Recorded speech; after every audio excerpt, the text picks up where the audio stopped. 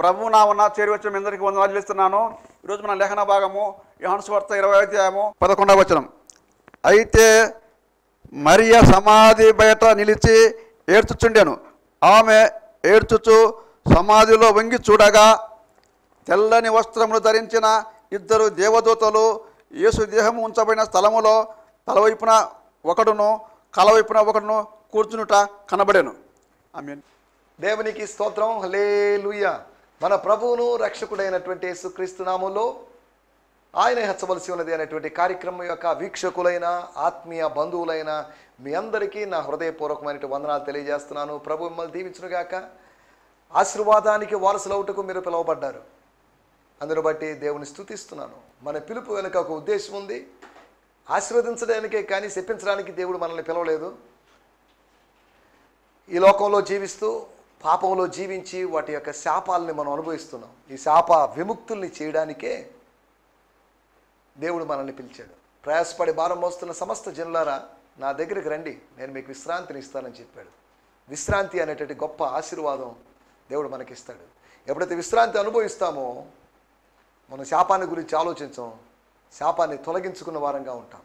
దేవుని స్తోత్రం. హల్లెలూయా.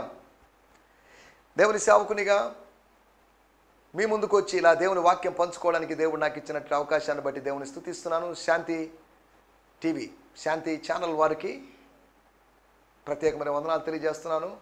ఎండి గారు అయినటువంటి శోభన్ సార్ గారు, ఇతర బృందం వారు చక్కగా సహకరిస్తూ ఈ కార్యక్రమాల్ని నెల్లూరు పట్టణ ప్రజలకు, అంతేకాకుండా ఆంధ్రప్రదేశ్లోని ఆంధ్ర రాష్ట్రంలోని కొన్ని జిల్లాల్లో కొంతమంది ప్రజలకు ఆశీర్వాదకరంగా ఉంచాలని ఈ కార్యక్రమాలను ప్రసారం చేస్తున్నారు. కనుక శాంతి టీవీ కొరకు మీరు ప్రత్యేకంగా ప్రార్థించండి. ఈ పరిచయకు మీరు సహకరించాల్సిందిగా మిమ్మల్ని ప్రేమపూర్వకంగా కోరుతున్నాం. అలాగే మా చిన్న సంఘం గిడియోన్ మిషన్ చర్చ్, జిఎంసి అనేటువంటి చర్చ్ శాంతినగర్లో ఉంది. అది సెపరేట్ బిల్డింగ్ లేదు, బోర్డు లేదు, రిజిస్ట్రేషన్ లేదు. అయినప్పటికీ కూడా దేవుని కృపను బట్టి రన్ అవుతూ ఉంది. దేవుని స్తోత్రం. లీగల్గానో లేకపోతే లోకపరంగా ఏమీ లేకపోయినప్పటికీ కూడా, ఒక పెద్ద గుర్తింపు లేకపోయినప్పటికీ కూడా కొన్ని జీవితాలను ప్రభావితం చేయడానికి, ప్రభు కృపను బట్టి ప్రభావితం చేయడానికి, ప్రభు యొక్క ప్రభావాన్ని వారికి పరిచయం చేయడానికి ప్రభు సహాయం చేస్తున్నాడు. అందును బట్టి నేను ప్రభు నామాన్ని మహిమపరుస్తున్నాను. రండి, మన సమయం కొద్దిగా ఉంది. మనకి ఇంకొక 27-28 నిమిషాల సమయం ఉంది. ఆ సమయంలో మనం కొన్ని విషయాలు మనం వినాలి, నేర్చుకోవాలి. ప్రభు మనతో మాట్లాడాలి. నేను మాట్లాడుతున్న మాటల ద్వారా, తన దాసుని మాటల ద్వారా దేవుడు మాట్లాడాలని, తన దాసుని స్వరాన్ని తన స్వరంగా మార్చి వాడుకోవాలని, లేకపోతే ఆ స్వరం ద్వారా ప్రజలతో సంభాషించాలని, లేకపోతే ప్రజలను సందర్శించాలని దేవుడు ఆశిస్తున్నాడు. దేవుని స్తోత్రం. దేవుడు నేరుగా మాట్లాడతాడు, అదే సమయంలో తన దాసుల ద్వారా కూడా మాట్లాడతాడు. దేవుని బిడ్డల ద్వారా దేవుని దాసులతో కూడా మాట్లాడతాడు. ఆయన ఏ విధంగా అయినా మాట్లాడగలడు. ఆయనకు అసాధ్యమైన కార్యము లేదు. ఆయనకు విధానాలు ఒకటి మాత్రం కాదు, అనేకమైన విధానాలు ఉన్నాయి. మన ఎడల ఆయనకు కలిగి ఉన్నటువంటి తలంపులు బహు విస్తారములైనవి. వాటిని లెక్కించదని అనుకుంటున్నా అవి లెక్కకు విస్తారమైనవని కీర్తనాకారుడు అంటాడు. అవును, మన పట్ల గొప్ప ప్రణాళికలు, మన తల్లిదండ్రులకు, మన సంస్థలో వారికో, మన ఆఫీసులో వారికో, మన ముఖ్యమంత్రికో, మన ప్రధానమంత్రికో, మన గురించినటువంటి లేకపోతే పౌరుల గురించినటువంటి ప్రణాళికలు కొన్నే ఉండవచ్చు, పరిమితమైన ప్రణాళికలు. కానీ అనంత జ్ఞాని అయిన దేవునికి మన గురించి అనేకమైన దివ్య ప్రణాళికలు ఉన్నాయి. ఆ ప్రణాళికల్లో మనల్ని పాలిభాగస్తులుగా చేస్తూ తాను ఆశించిన స్థానంలో మనల్ని ఉంచాలని కోరుకుంటున్నాడు. సరే, దేవుని స్తోత్రం. రండి, మనం దేవుని వాక్యాన్ని ధ్యానించుకుందాం. గత ఎపిసోడ్లో మనం ఆమె ఎవరు అనేటువంటి విషయాల గురించి, అనగా మగ్దలేని మరియను గురించినటువంటి 3 ఆత్మీయ సంగతులు మనం ఆలోచించాం. ఈ సందర్భంగా మనం యోహాను సువార్త 20వ అధ్యాయం నుంచి 11వ వచనం నుంచి మరలా మనం ఆలోచించుకోబోతున్నాం. వాక్యానుసారంగా ఆత్మలో ఆలోచిస్తున్నాం. మనం వాక్యాన్ని వాక్యంతో పోల్చి మనం ఆలోచిస్తున్నాం. మన ఇష్టానుసారంగా మనం ఆలోచించడం లేదు. ఏదో ఫిలాసఫీ, ఏదో థియరీ, ఏదో డాక్ట్రిన్ని బేస్ చేసుకొని మనం ఆలోచించడం లేదు. వాక్యాన్ని మాత్రమే, స్వచ్ఛమైన వాక్యాన్ని మాత్రమే, పరిశుద్ధ గ్రంథములోని వాక్యాన్ని మాత్రమే తీసుకొని మనం దాన్నే స్టాండర్డ్గా భావించి, ప్రమాణంగా భావించి, దానినే కొలనూలుగా భావించి, మెజరింగ్ రాడ్గా భావించి, మెజరింగ్ స్టిక్గా భావించి మనం ముందుకు సాగుతున్నాం. రండి, మన దేవుని వాక్యాన్ని విందాం. యోహాను సువార్త 20వ అధ్యాయము 11వ వచనం. స్తోత్రం స్తోత్రం. అయితే మరియా సమాధి బయట నిలుచున్నట, ఏడ్చుచుండెను. ఆమె ఏడ్చుచు సమాధిలోనికి వంగి చూడగా. స్తోత్రం. Hallelujah. Mary arrived back at the tomb, broken and sobbing. She stooped to peer inside and through her tears. దేవుని స్తోత్రం. హల్లెలూయా. ఆమె ఏడుస్తుంది. అలాగే ఫాదర్స్ లైఫ్ న్యూ టెస్టిమెంట్లో కూడా మనం చదువుకుందాం. ది ప్యాషన్ ట్రాన్స్లేషన్ అనేటువంటి వర్షంలోంచి చదువుకున్నాం. తర్వాత మరలా ఈ ఫాదర్స్ లైఫ్ న్యూ టెస్టిమెంట్లోంచి కూడా నేను చదువుతున్నాను. 20వ అధ్యాయం 11వ వచనం. But Mary kept standing outside of the tomb crying. Then as she wept, she stooped and looked into the tomb. దేవుని స్తోత్రం. హల్లెలూయా. సరే, కొన్ని పదాలు అటు ఇటుగా తేడా ఉండొచ్చు, కానీ భావం మాత్రం ఒకటే. ట్రాన్స్లేషన్స్ వేరు, కానీ బైబిల్ మాత్రం ఒకటే. సుమారు 400-500 ట్రాన్స్లేషన్స్ వరకు ఉన్నాయి. అలాగని బైబిల్ వేరు వేరు విధాలుగా ఉంది. బైబిల్ ఒకటే, దేవుని వాక్యం ఒకటే, గాడ్స్ వర్డ్ ఒకటే. లోగోస్ ప్లస్ రేమా, లేకపోతే లోగోస్ ఒకటే. లోగోస్లో రేమా దాగి ఉంది. ఇదంతా ఒకటే. సరే, ఈ లోగోస్ ఏంటి, రేమా ఏంటి అనేటువంటి వివరాలకు మనం వెళ్ళలేదు. ఇక్కడ చదువుకున్నటువంటి లేఖన భాగాల్లో మన టైటిల్ కూడా కాస్త డిఫరెంట్గా ఉంది. కన్నీటి వరద. వాడుక భాషలోని బైబిల్లో ఇలా రాయబడింది. కానీ మరియా సమాధి బయట దుఃఖిస్తూ నిల్చొని ఉంది. ఆమె దుఃఖము ఆగలేదు. సమాధిలోకి తొంగి చూసింది. దేవుని స్తోత్రం. హల్లెలూయా. ఆమె దుఃఖం ఆగలేదు. కారణం ఏంటి? దుఃఖం ఆగుతుంది ఏదో ఒక సమయంలో. కారణం ఏంటంటే మొదటి సమూయేలు గ్రంథము 31వ అధ్యాయంలో ఏడ్చుటకు శక్తి లేనంత వరకు, ఇక ఏడవడానికి కూడా శక్తి లేదు, అంతగా ఏడ్చారు. వెక్కి ఏడ్చి, కుళ్ళి ఏడ్చి, సంతాపపడి ఏడ్చి, దే క్రైడ్ బిటర్లీ. అలా జరిగింది. ఇప్పుడు ఈమెకు ఇంకా కన్నీళ్లు మిగిలి ఉన్నాయి, ఇంకా ఏడుస్తుంది, ఇంకా ఏడవగలిగినటువంటి శక్తి ఆమెకుంది. ఇంకా ఎన్ని రోజులు ఏడవగలుగుతుందో మనం చెప్పలేం. యేసును గురించి 3 రోజులు ఏడ్చింది. కానీ పెంతెకోస్తు అనేటువంటి పండగకు ముందు రోజు, లేకపోతే ముందు 9 రోజులు ఆమె ఏడవాల్సి వచ్చింది. ఆమె ఏడ్చిందని లేదు, కానీ దుఃఖిస్తూ ప్రభు సన్నిధిలో గడిపి ఉండొచ్చు, దేవుడు చేసిన వాగ్దానం నెరవేరడం కోసం. ఇక్కడ కూడా యోహాను సువార్త 20వ అధ్యాయంలో కూడా వాగ్దాన నెరవేర్పు కొరకు కాదు, కానీ వాగ్దానం నెరవేరాలి. అక్కడ నెరవేరుతుంది, నెరవేరింది. కానీ అపోస్తల కార్యం 2వ అధ్యాయంలో వారందరూ వాగ్దాన నెరవేర్పు కొరకు ఎదురు చూస్తున్నారు. ఆ వాగ్దాన నెరవేర్పు దేవుని ఆత్మే. దేవునికి స్తోత్రం. హల్లెలూయా. కన్నీటి వరద. వరద అంటే మనకు తెలిసిన విషయం, ఓవర్ఫ్లో అయిపోయి, లేకపోతే చెరువులకు గండిపడి, లేదంటే లేకపోతే ఆ చెరువు కట్టలు తెగిపోయి విస్తారంగా ఉధృతంగా నీరు రావడం, పొలాల్లోకి ప్రవేశించడం. వరద దృశ్యాలు మనకు అరుదైనవేం కాదు. సహజంగా మనం అప్పుడప్పుడు ప్రతి సంవత్సరం వరదలు వస్తుంటాయి. పలానా చోట వరదలు. ఈ మధ్య కాలంలో అక్కడక్కడ వేరు దేశాల్లో, బంగ్లాదేశ్లోనూ అక్కడ ఇక్కడ వరదలు వచ్చేసాయి. ఎందుకు చెప్తున్నా అంటే కన్నీటి వరద. మన కన్నీరికి కారణమైనటువంటి గ్రంథులు కొన్ని ఉన్నాయి. సైన్స్ ప్రకారం లాక్రిమల్ అనేటువంటి ఆ గ్రంథుల ప్రభావం వల్ల కన్నీరు వస్తుంది. కన్నీరు మంచిదే, కన్నీరు కంటిని శుభ్రం చేస్తుంది. కానీ ఈ కన్నీటి వరదను గురించి, ఈ కన్నీటి ప్రవాహం గురించి, ద ఫ్లో ఆఫ్ టీయర్స్, కన్నీళ్లు ఏరులుగా పారడం గురించి భక్తుడు ఒక కీర్తనలో ఒక పాటలో అంటాడు, ఏమని వర్ణింతు నీ కృపను, ఏరులై పారనే నా గుండెలోన. దేవుని కృప భక్తుని యొక్క జీవితంలో ఏరులై పారుతుంది, వరదగా పారుతుంది. ఓవర్ఫ్లో, పెద్ద స్ట్రీమ్ లాగా, అయితే చాలా వేగంగా ప్రవహించేటువంటి సెలయేరులాగా, గలగల పారే సెలయేరులాగా. దేవుని స్తోత్రం. హల్లెలూయా. మనం ఆలోచిస్తున్న విషయాలు ఏంటంటే ఆమె దుఃఖం ఆగలేదు. ఆదికాండం 35వ అధ్యాయము 8వ వచనంలో మనం గమనిస్తే ఒక మాట మనం అక్కడ గమనించవచ్చు. అక్కడ ఒక చెట్టును గురించి రాయబడింది. స్తోత్రం. రిబ్కా దాది అయిన దెబోరా చనిపోయి బేతేలునకు దిగువగా ఉన్నటువంటి సింధూర వృక్షము క్రింద ఒక సింధూర వృక్షం కింద ఒక ఓక్ ట్రీ కింద పాతి పెట్టబడింది. దానికి అల్లోను బాకూత్ అను దాని పేరు అల్లోన్ బాకూత్ అను పేరు పెట్టబడెను. దేవుని స్తోత్రం, హల్లెలూయా. అల్లోన్ బాకూత్ అంటే ఏంటి? అది హీబ్రూ పదమే కదా, మూల భాషలోని పదమే కదా. దాని అర్థం ఏంటి అని మనం ఫుట్ నోట్లోకి వస్తే ఆ బైబిల్ అడుగున దానికి ఒక నంబర్ ఇచ్చేసి దాని అడుగున రాయబడింది ఏడ్పు చెట్టు, ద ట్రీ ఆఫ్ సారోస్. ఆ చెట్టుని మరలా తిరిగి చూసినప్పుడు ఇదే సన్నివేశం గుర్తొస్తుంది. ఇక్కడే కదా రిబ్కా దాది అయినటువంటి ఆమె చచ్చిపోయింది, పలానా ఆమె చనిపోయింది, పలానా మరణం జరిగింది.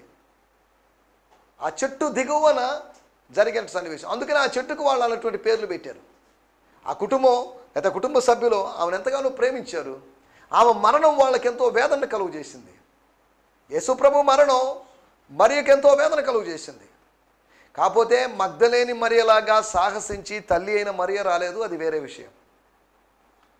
మనం ఆలోచిస్తున్నటువంటి విషయం ఏంటి అంటే వరదగా విస్తారంగా వచ్చినటువంటి కన్నీరు.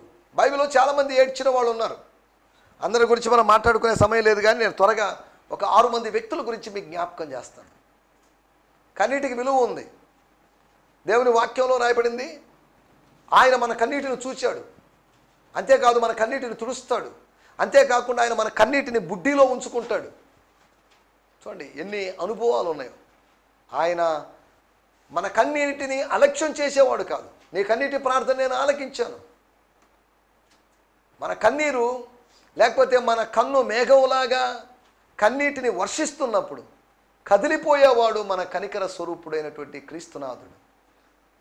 దేవునికి స్తోత్రం, హల్లెలూయా. మనం ఆలోచిస్తున్నట్టు విషయాలు మొట్టమొదటిగా మనం గమనించినట్లయితే దానికి ముందుగా ఒక చిన్న మాట కూడా గుర్తు చేస్తాను. కొన్నిసార్లు కన్నీళ్లు ప్రయోజనకరమైనవే, కొన్నిసార్లు కన్నీళ్ళ వలన ప్రయోజనం లేదు. మొసలి కన్నీరు అంటారు, మొసలి కన్నీరు గారుస్తుంటారు, వ్యర్థమైన కన్నీరు గారుస్తుంటారు. హెబ్రీ పత్రిక 12వ అధ్యాయము 17వ వచనంలో మనం గమనించినట్లయితే ఒక భక్తుడు, పాత నిబంధన భక్తుడు, ఆది కాండములో ఉన్నట్టు భక్తుడైనటువంటి ఏశావు కన్నీళ్లు విడిచాడంట. చదువుదాం అక్కడ రాయబడిన మాటలు. ఏశావు ఆ తర్వాత కొన్ని సంఘటనలు జరిగిన తర్వాత, తమ్ముడు ఆశీర్వాదాలు పొందుకున్న తర్వాత, తన ఆశీర్వాదాలు అడ్డదారులో దోచుకున్న తర్వాత ఆశీర్వాదములు పొందగోరి కన్నీళ్లు విడిచాడు. దానికోసము శ్రద్ధతో వెతికినాను. అయ్యో, కన్నీళ్లు విడుస్తూ శ్రద్ధగా వెతికాడు, కన్నీళ్లు విడిచాడు. మారు మనసు పొందడానికి అవకాశం దొరక్క విసర్జింపబడినని మీరు ఎరుగుదురు. And we know that later on when he wanted to inherit his father's blessing, he was turned away, even though he begged for it with bitter tears, for it was too late then to repent. దేవునికి స్తోత్రం, హల్లెలూయా. దేవుని వాక్యంలో కొన్ని విషయాలు ఎంత అద్భుతంగా, the Aramaic can be translated he found no place of restoration. సరే, ఈ స్టోరీలోకి మనం వెళ్ళలేదు. కన్నీటి ప్రవాహం గురించి, మగ్దలేని మరి యొక్క కన్నీరు గురించి మాట్లాడుకుంటున్నప్పుడు మగ్దలేని మరియతో కలిపి మరొక 6 మంది ఏడ్చినటువంటి ఉదాహరణలు మనం తీసుకొస్తే 7 మంది ఉదాహరణలు. వీటి ద్వారా మనము కన్నీరు కారువాలని, దైవ చిత్తానుసారమైన కన్నీరు విడవాలనేది దేవుని చిత్తం. నీవు కన్నీరు విడుచుట చూచి తిని అని దేవుడు హిస్కియాతో చెప్పడం చూస్తాం. కదిలిపోయాడు దేవుడు. మన బిడ్డలు కన్నీరు గారుస్తుంటే మనం ఓర్చుకోలేము, భరించలేము. అటువంటి దేవాది దేవుడు కూడా మన కన్నీరు చూసి కదిలిపోయేవాడు. దేవుని స్తోత్రం, హల్లెలూయా. మొట్టమొదటిగా మనం గమనిస్తే మొదటి సమూయేలు గ్రంథము 16వ అధ్యాయము 1వ వచనం. అంతటా యెహోవా ప్రవక్త అయినటువంటి సమూయేలుతో ఇలా చెప్పాడు, ఇశ్రాయేలు మీద రాజుగా ఉండకుండా నేను విసర్జించినటువంటి తృణీకరించిన త్రోసివేసినటువంటి సౌలు అనేటువంటి రాజు గురించి నీవెంతకాలము దుఃఖింతువు. How long you cry for him. ప్రభువా, వాడిని కనికరించు, వాడిని మార్చు అని నువ్వు ఎందుకు ప్రార్థన చేస్తావు సౌలు కోసం? నీ కొమ్మును తైలముతో నింపుము. చాలు, ఏడవద్దు ఇక. సమూయేలు, నా కుమారుడా సమూయేలు, ఏడవద్దు. సమూయేలుని బాల్యము నుంచే ఎరిగిన వాడు, తల్లి గర్భములో పిండముగా రూపించబడక ముందే ఎరిగినటువంటి దేవుడు చెప్తున్నాడు, సమూయేలు ఏడవద్దు. సొల్యూషన్ ఇది. ఈ ప్రాబ్లంకి ఒక సొల్యూషన్ ఉంది. వాడు సింహాసనం మీద ఉండగానే వాడు పరిపాలన చేస్తూ ఉండగానే, వాడు నేను ఇంకా కొంతకాలం పరిపాలిస్తాను అనుకుంటూ ఉండగానే మరొక వ్యక్తిని అభిషేకించు, మరొక వ్యక్తికి ఆర్డినేషన్ ఇవ్వు, మరొక వ్యక్తిని రాజుగా పరోక్షంగా ప్రకటించు, లేదా ప్రత్యక్షంగా అయినా ప్రకటించు. దేవుని స్తోత్రం, హల్లెలూయా. ఒకడు నమ్మకస్తుడు కానప్పుడు వాడికి అవకాశం ఇచ్చాడు, మారు మనసు పొందడానికి అవకాశం ఇచ్చాడు. మారు మనసు పొందనప్పుడు దేవుడు వేరొక వ్యక్తిని వెతుకుతున్నాడు. ఒక వ్యక్తిని వీలైనంత వరకు వెంటనే తొలగించడు. ఆయన ట్రైనింగ్ ఇచ్చి వాడిని సరిచేసి, వాడికి కరెక్షన్ చేసి, వాడిని పనిష్ చేసి, ఇక లేదు అని అనుకున్నప్పుడు యెహోవా వాడిని సాగనంపాడు, యెహోవా అతన్ని విసర్జించాడు అనే మాటలు మనం చూస్తున్నాం. ఎంత విచారకరమైన విషయం.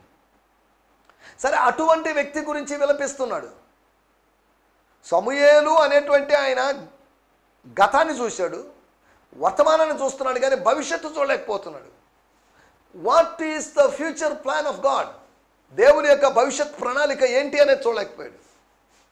సౌలు కాకపోతే ఇంకోరు, సౌలు లాంటి వాళ్ళు బోల్డ్ మంది ఉన్నారు, సౌలు కన్నా శ్రేష్టమైన వాళ్ళు బోల్డ్ మంది ఉన్నారు కదా. ఈ సౌలు అనే వ్యక్తి మానవుని ఎంపికే కదా. కానీ why don't we go for God's election అని ఏమాత్రం భావించలేకపోయాడు. సరే, ఏదేమైనప్పటికీ దేవుడు మాట్లాడుతున్న మాట, ఏడవద్దు, దుఃఖపడొద్దు, ధైర్యంగా ఉండు, సంతోషంగా ఉండు, నీ పరిచయం నువ్వు చేసుకో.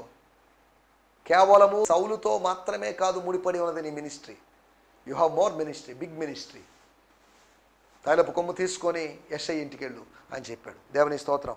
సమూయేలు కన్నీరు కార్చే వ్యక్తిగా, మొదటి సమూయేలు గ్రంథం 15వ అధ్యాయంలో ఆయన కోపావేశుడై రాత్రంతయు యెహోవాకు మొరపెట్టుచుండెనని రాయబడింది. It's a great man of prayer.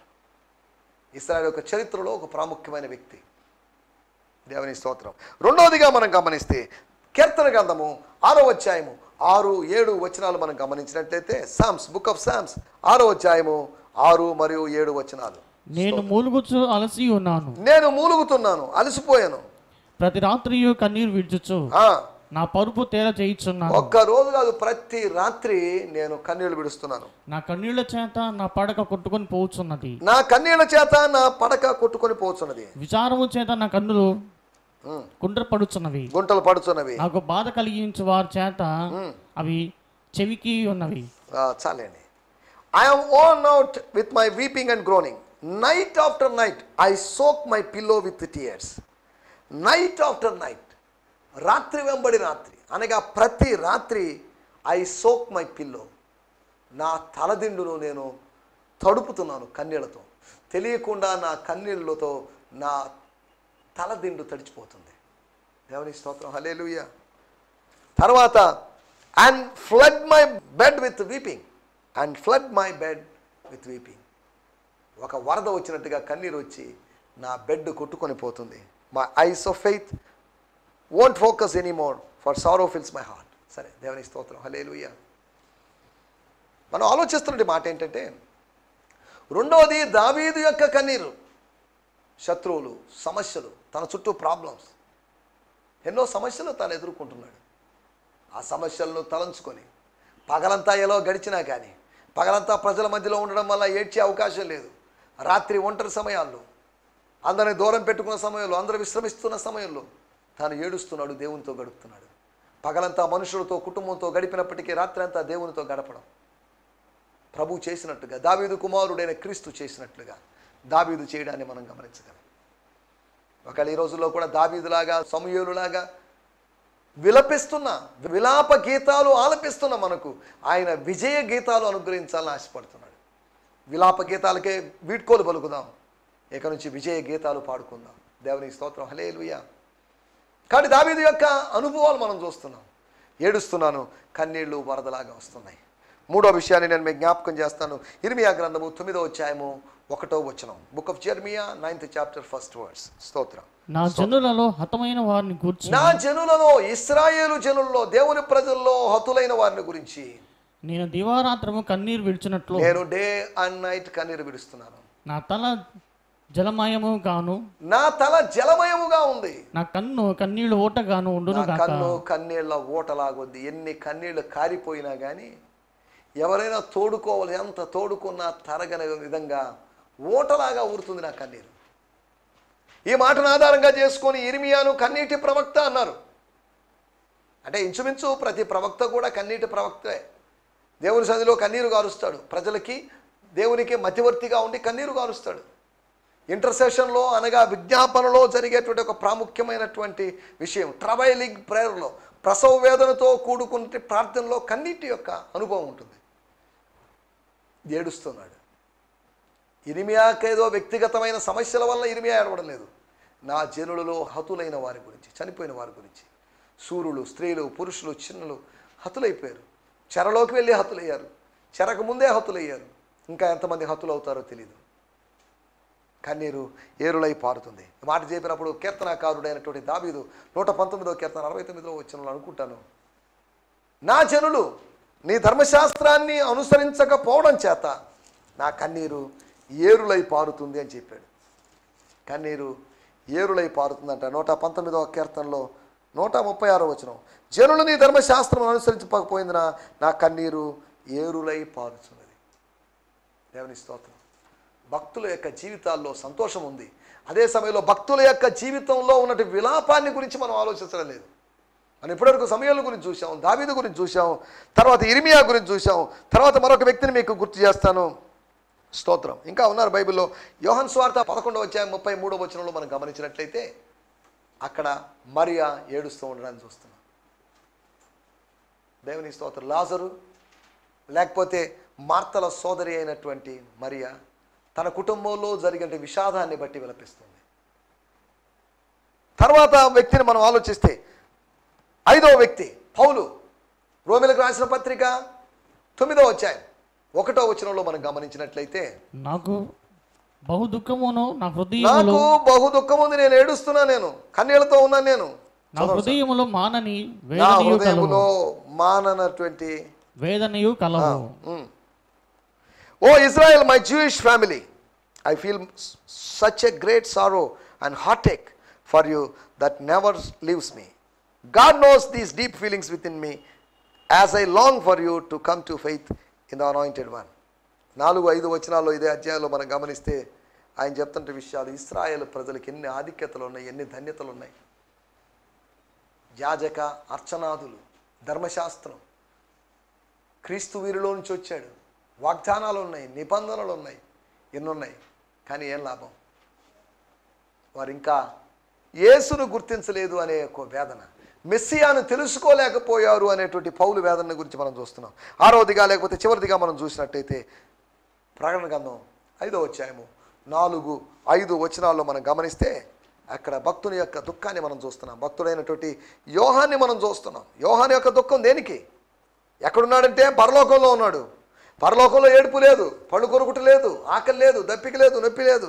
కానీ ఎందుకు ఈయన ఏడుస్తున్నాడు అని ఆలోచిస్తే భూలోకంలో ఏడ్చినట్లుగా, పద్మోసు దీపంలో ఏడ్చినట్టుగా, పద్మోసు దీపంలో ఏడ్చాడని రాయబడలేదు, కానీ భక్తుడు ఏడ్చుంటాడు. భక్తుడు ఏడవక తప్పదు. స్తోత్రం. ఆ గ్రంథము విప్పుటకైనను చూచుటకైనను యోగ్యుడు ఎవడను కనబడనందున నేను బహుగా ఏడ్చుచున్నాను. మామూలుగా ఏడవడం కాదు. స్తోత్రం. ఆ పెద్దలలో ఒకడు ఏడవకము, ఇదిగో దావీదుకు చిగురైన యూదా గోత్రపు సింహము 7 ముద్రలను తీసి ఆ గ్రంథమును విప్పుటకై జయము పొందినని నాతో చెప్పెను. So I broke down weeping with intense sorrow because there was found no one worthy to open the scroll and read its contents. Then one of the elders said to me, stop weeping. Look, the mighty line of Judah's tribe, the root of David, he has conquered. He is the worthy one who can open the scroll and its 7 seals. Don't worry, Babu. అయ్యా యోహాన్ గారు, don't worry. భూలోకంలో ఏడ్చినట్టు Beulah దేశంలో ఏడవడం కుదరదు. Don't cry. ఆ ఏడుపు భాష, ఏడుపు అనేది ఈ పరలోకానికి సెట్ కాదు. కాబట్టి ఎందుకు ఏడుస్తున్నావు? ఏడవకు. నీ సమస్యకు పరిష్కారం ఒక వ్యక్తి ద్వారా దొరుకుతుంది. యూదా గోత్రపు సింహం అని పిలువబడినవాడు, దావీదు యొక్క చిగురు అని పిలువబడినవాడు, ఆయన జయించి ఉన్నాడు. ఆయన జయ జీవితాన్ని బట్టి ఆయన మాత్రమే యోగ్యుడు. ఇక్కడ అసంఖ్యాకమైన దూతగణం ఉన్నారు, దూతలు విస్తారంగా ఉన్నారు. నాలాంటి లేకపోతే ఇంకో 23 మంది పెద్దలు ఉన్నారు. 4 జీవులు ఉన్నాయి. కానీ విప్పడానికి యోగ్యుడైన వాడు, మోయడానికైనా, బంధించడానికైనా, విప్పడానికైనా యోగ్యుడైనటువంటి వ్యక్తి ఒక ఆయన ఉన్నాడు. మీరు భూలోకంలో దేని విప్పుతారో పరలోకం అనేది విప్పబడుతుంది. అని దేవుని వాక్యంలో రాయబడింది. దేవుని స్తోత్రం. గ్రంథాన్ని, ఒక శ్రేష్టమైన గ్రంథాన్ని విప్పడానికి, ఆ గ్రంథంలో టాపిక్స్ ఏంటో, విషయాలు ఏంటో, ఆ గ్రంథంలో మ్యాటర్ ఏందో తెలుసుకోవాలని పద్మోసు దీపంలో శరీర రీతిగా ఉన్నప్పటికీ ఆత్మరీతిగా పరలోకానికి వెళ్ళి పరలోకంలోని గ్రంథములో నిక్షిప్తమైనటువంటి విషయాల్ని, నిగూఢమైన విషయాలను తెలుసుకోవాలని భక్తుని యొక్క తపన చూడండి. నేను బహుగా ఏడ్చాను. దేవుని స్తోత్రం. ఒక పుస్తకం తెరవబడడం కోసం, ఒక రాజు యొక్క మార్పు కోసం సమూయేలు ఏడ్చాడు. తన వ్యక్తిగతమైన సమస్యల పరిష్కారం కోసం దావీదు ఏడ్చాడు. తన జనులు హతమవడాన్ని గురించి ఇర్మియా ఏడ్చాడు. తన సహోదరుడు చనిపోవడం గురించి మరియా ఏడ్చింది. తన ప్రజలు రక్షింపబడాలని పౌలు ఏడ్చాడు. తన ప్రజల కొరకు, తన కొరకు ఆ పుస్తకం విప్పబడాలని యోహాను ఏడ్చాడు. ఈ మాటలు వింటున్న దేవుని బిడ్డలారా, నువ్వు ఏడ్చావా ఎప్పుడైనా? ప్రభు సన్నిధిలో కన్నీరు కార్చావా? అనగా అంత దుఃఖము, అంత వేదన, అంతగా నీ హృదయం పగిలిపోవాల్సిన అవసరం ఉంది. నీ హృదయం అంత సాఫ్ట్గా మారాలి. ఇంకా బండలాంటి, రాయి లాంటి హృదయంతో జీవిస్తున్నావా? ఈ మాటలు వింటున్నప్పుడు నా మాటలు ముగించేస్తాను. మరియా ఏడుస్తుంది. సహోదరులు వెళ్ళిపోయారు, అపోస్తులు వెళ్ళిపోయారు, పేతురు లేదా యోహాను వెళ్ళిపోయారు, కానీ తను అక్కడే ఉంది. అబ్రహాము కుమార్తెలాగా, ఒక రాహేలులాగా, ఒక మానని దుఃఖంతో, ఓదార్పు పొందనొల్లక, ఓదార్పు కలిగించడానికి ఎవరు లేక ఒంటరిగా తోటలో ఉన్నటువంటి ఆమె దుఃఖాన్ని మనం అర్థం చేసుకుంటున్నాం. నా మాటలు ముగిస్తున్నాను. దయచేసి తలలో వచ్చండి, కళ్ళు మూసుకోండి, చిన్న ప్రార్థన చేసుకుందాం. పరిశుద్ధుడా, మహోన్నతుడా, మహాగణుడా, కన్నీటి విలువ ఏంటో మీరు మాకు తెలియజేశారు. మగవాడు లేదా పురుషుడు కన్నీరు కారవడం బలహీనతగా ఈ లోకంలో అది అవమానకరంగా భావిస్తారు. కానీ మా ముందుకి భక్తులైన వారు స్త్రీ పురుష తారతమ్యాలు లేకుండానే కన్నీరు విడవాలని మేము చూస్తున్నాం. మగ్దలేని మరియ కన్నీరు విడిచింది. లాజరు యొక్క సహోదరి అయినటువంటి మరియ కన్నీరు విడిచింది. మానని దుఃఖంతో ఉన్న పౌలుని మీరు మా ముందుకు తీసుకొచ్చారు. రాజు కోసం ఏడ్చిన సమూయేలుని మా దృష్టికి తీసుకొచ్చారు. తన వ్యక్తిగతమైన సమస్యలను బట్టి, అభిషేకం ఉన్నప్పటికీ అధికారం పొందలేకపోయినట్టు దావీదు యొక్క ఏడుపులు మేము చూసాం. జనులు ధర్మశాస్త్రాన్ని పాటించడం లేదని, ఆత్మీయంగా బతకడం లేదని, ఆత్మీయంగా జీవించడం లేదని ఏడుస్తున్నట్టు దావీదుని గురించి మేము చూసాం. జనుల్లో హతులైన వారిని గురించి ఇర్మియా ఏడవడం, తన సొంత సహోదరులు, దేహ సంబంధులైన సహోదరులు మారు మనసు పొందలేదని, మెస్సియాను అంగీకరించలేదని పౌలు ఏడవడం, గ్రంథం విప్పబడలేదని యోహాను ఏడవడం, ఇవన్నీ మేము చూస్తున్నాం. ప్రభు ఆత్మ సంబంధమైన కారణాలను బట్టి మేము కన్నీరు కారుస్తూ దైవ చిత్తానుసారమైన దుఃఖముగా మా దుఃఖము ఎంచబడాలని మేము సన్నిధానానికి వస్తున్నాం. అటువంటి హృదయంగా మా హృదయాన్ని మార్చమని మాకు నేర్పించిన పాఠాల కొరకే మీకు వందనం చెల్లిస్తూ, మా కన్నీరు వరదగా పారుతున్నప్పుడు, ఏరుగా పారుతున్నప్పుడు వాటికి పరిష్కారాన్ని ఇవ్వగలిగిన దేవుడిని తెలుసుకొని మీ నామాన్ని మహిమపరుస్తూ యేసుక్రీస్తు నామములోనే ప్రార్థించగలుగుతున్నాం పరమ తండ్రి. ఆమేన్. ఆమేన్. దేవుని స్తోత్రం. మీ అందరికీ వందనాలు. ప్రభు మిమ్మల్ని దీవించుగాక. ఈ సందేశము మీకు ఆశీర్వాదకరంగా ఉందని నమ్ముచున్నాము. ప్రార్థన అవసరతల కొరకు మమ్మల్ని సంప్రదించవలసిన మా చిరునామా గిద్యోన్ మిషన్ చర్చ్, 6వ వీధి, శాంతినగర్, నెల్లూరు 4, ఆంధ్రప్రదేశ్. పిన్ 524004. మా ఫోన్ నంబర్లు 7036443613 మరి ఒక నంబర్ 9392293010. మా ఈమెయిల్ ఐడి gfihmi2015@gmail.com. దేవుడు మిమ్మును ఆశీర్వదించునుగాక. ఆమేన్.